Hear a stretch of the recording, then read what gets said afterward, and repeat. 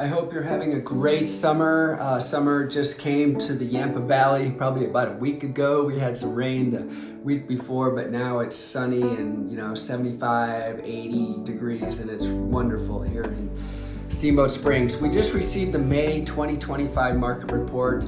The link to the report is down below, but I just want to go over some highlights. I know last month we talked about Zillow saying, hey, of all the cities in the United States, Steamboat is going to appreciate the most.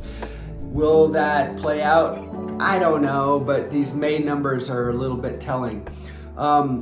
Real estate across the country and in Steamboat as well is kind of in a transition zone, and that transition zone is between a seller's market where prices were on the rise and a buyer's market where prices could be flat, if not falling a bit. We're definitely seeing a lot of overpriced properties being reduced in price.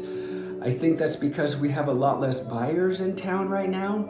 Our typical spring buying season has started a little slow, and I think that's because our national economy is just is a little unsettling. So I want to go over these May market reports, the things that come to my mind. Active listings is up 102% from May 2024. Pendings are actually up 19.4% from last year May. That's a little surprising to me. Closed listings down 18%. New listings, so these are new listings, not active listings, but new listings for May. As you see, definitely an increase from 2023, 2024, 2025. And then active listings, I mean, this is startling. May 2023, we had 79 active listings in Steamboat Springs. Today we have 271. So obviously active listings, it's kind of that supply-demand balance. If you have a lot more supply and less demand, which we do, prices tend to settle down and possibly drop. Pending sales, not bad at 43 for May. Closed sales, a little bit slower, we talked about. Median sales price, I don't put too much weight into this just because we don't have a lot of transactions, so that could be really skewed. Obviously average as well. Dollar volume, a bit slower than last year. Percentage of price, that's not that important.